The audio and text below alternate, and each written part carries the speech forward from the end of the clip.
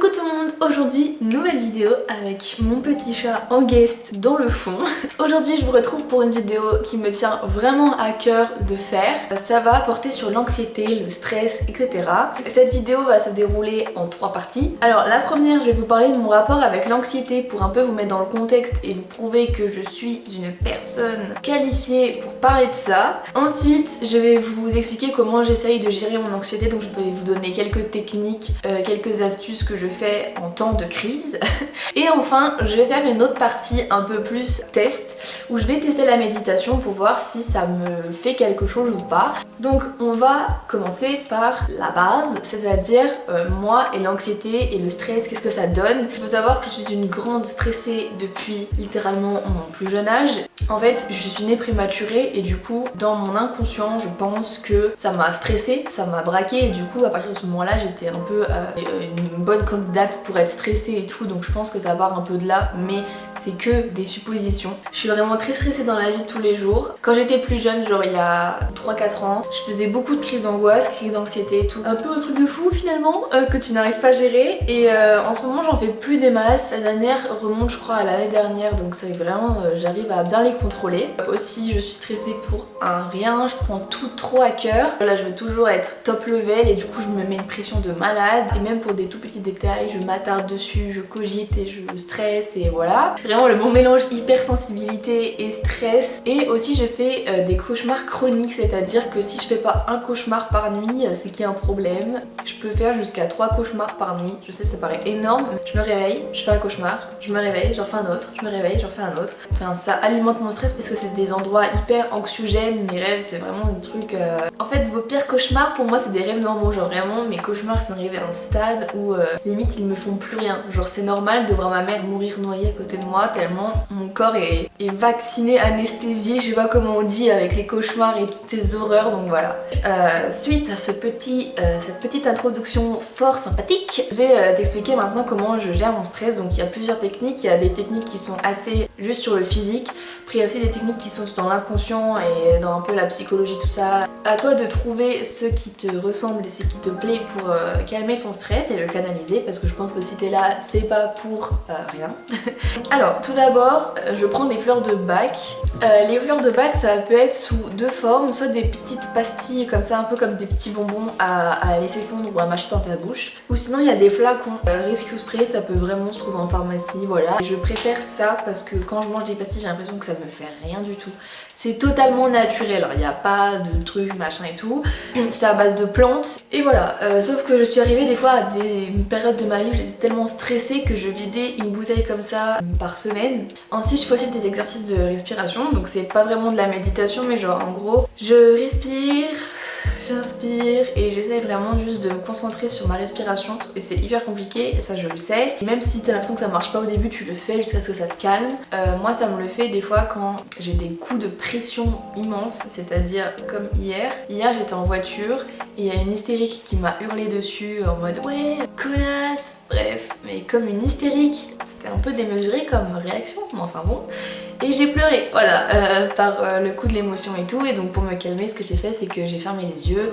Et même si j'étais en train de pleurer comme une madeleine, je me suis focus sur ma respiration. Et puis après ça m'a calmée. Et il y avait mon copain aussi, donc ça a joué, qui m'a calmée et tout machin. Rien que ton souffle peut t'aider à te calmer, donc ça c'est déjà incroyable. Maintenant on va passer à des choses plus physiques, mais qui sont toujours un peu dans le psychique. Donc tout d'abord, il y a une régulation du corps au niveau d'ici, au niveau, je sais pas, de comment ça s'appelle. Tu vas tapoter 3 fois en cycle.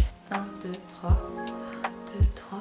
C'est inconscient, mais je l'ai appris en faisant de la kinésithérapie. Même si tu peux dire que c'est complètement ridicule, mais ça marche vraiment. Et en fait, c'est un signal que tous les corps humains arrivent à percevoir. Ça envoie un message de tout va bien, t'es en sécurité et du coup sur le coup tu vas pas faire 1, 2, 3, ouah c'est vrai que je me sens vachement mieux. Tu peux le faire pendant 20 secondes, tu peux le faire pendant 5 minutes le temps que ça te calme, mais vraiment ça envoie un signal à ton corps de tout va bien. Après bien évidemment il faut un minimum y croire. Si tu tapes sans envie comme ça et tu te dis ouais ça marchera pas de toute façon, forcément ça va pas marcher, il faut un peu d'entrain, tu vois. Ensuite j'avais rencontré en seconde un mec qui était en terminale et on s'était retrouvés à l'infirmerie tous les deux parce qu'on était, moi j'avais fait une crise d'angoisse et lui avait quelques problèmes, etc.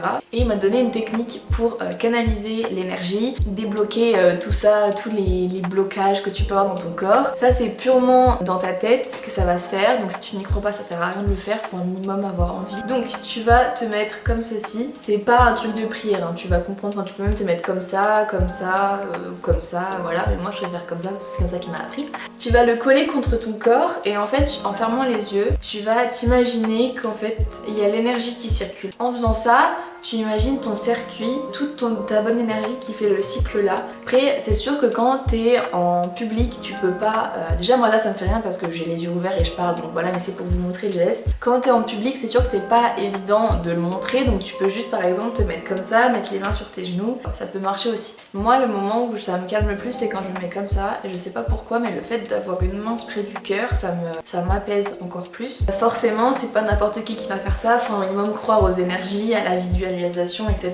C'est sûr que c'est pas quelqu'un de très rationnel qui va réussir à se dire que en faisant ça ta tristesse ou tes mauvaises ondes vont s'en aller. Étant une personne qui croit beaucoup à la spiritualité, aux chakras, aux énergies, tout ça, personnellement ça marche vraiment beaucoup pour moi. Voilà, et maintenant la dernière technique, c'est en fait c'est pas une technique en soi, mais je vais vous raconter un peu l'histoire vite fait. En gros, depuis le premier confinement, j'ai pris 8 kilos. Et donc ces 8 kilos vraiment ils m'ont pas dérangé, genre vraiment en fait si je m'étais pas pesée je m'en serais même pas rendu compte, genre vraiment j'accepte mon corps tel qu'il est et tout. Mais à partir du moment où tu rentres plus dans tes pantalons, c'est là que c'est bien compliqué. Donc du coup j'ai décidé de faire du sport et de manger mieux, mais ça, manger plus de légumes, etc. Ça en soi ça n'a rien à voir avec l'anxiété, mais je l'introduis quand même vite fait. Du coup il y a une copine à moi qui m'a envoyé un programme de Pamela Reif et vraiment j'adore ses vidéos. Et donc de base je m'étais dit vas-y en soi ça va juste me faire perdre un peu ma petite graisse et puis voilà quoi, du coup je pourrais rentrer dans mes pantalons puis après voilà j'arrête. En fait vraiment je me suis rendu compte, j'ai toute mon énergie négative qui s'en va parce que du coup je donne tout dedans et vraiment après je me sens bien, genre vraiment je me sens apaisée, j'ai enlevé toutes mes énergies négatives et je me sens bien dans mon corps parce que reprendre une activité physique ça m'avait vraiment manqué, j'ai l'impression d'être moins stressée depuis une semaine, donc ça peut être un outil pour gérer son stress, le sport. Donc maintenant on va passer à la partie méditation. Donc vous allez voir moi en train de méditer sur mon lit avec une petite voix off qui va vous raconter comment je me sentais avant et après. Donc je vous laisse avec les rushs et ensuite je reviens vous donner mon avis avec un peu de recul.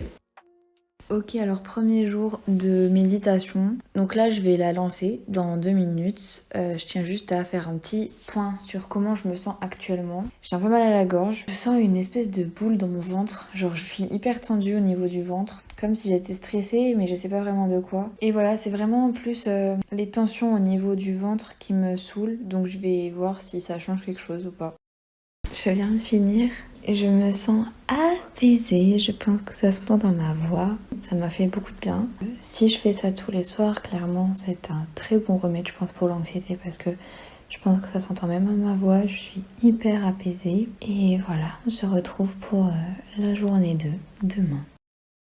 Bon, alors aujourd'hui, deuxième jour de méditation, je suis un peu malade. Ne vous en faites pas, j'ai fait un test PCR ce midi, donc on verra bien ce que ça donne. Très au montage si je suis négative ou positive. J'ai cherché de la méditation pour lutter contre les maladies, enfin des trucs comme ça. Et j'ai réussi à trouver une méditation contre les sinus, enfin pour dégager les sinus, etc. Je savais pas si ça va marcher, mais clairement j'ai rien d'autre à perdre parce que j'ai besoin de rien d'autre pour l'instant au niveau méditation. Voilà, je vais tester ça.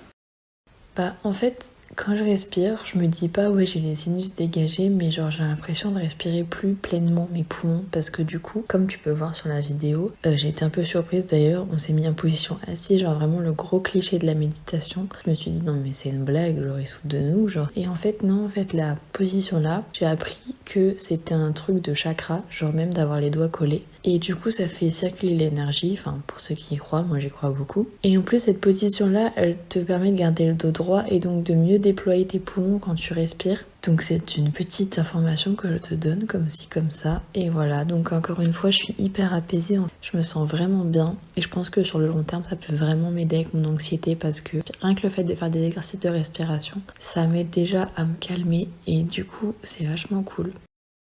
Ça fait 2 jours que je suis malade, négative au Covid, pas de soucis. Et du coup ça fait 2 jours que j'ai pas essayé de faire de la méditation parce que je suis vraiment KO, je suis dans mon lit toute la journée, etc.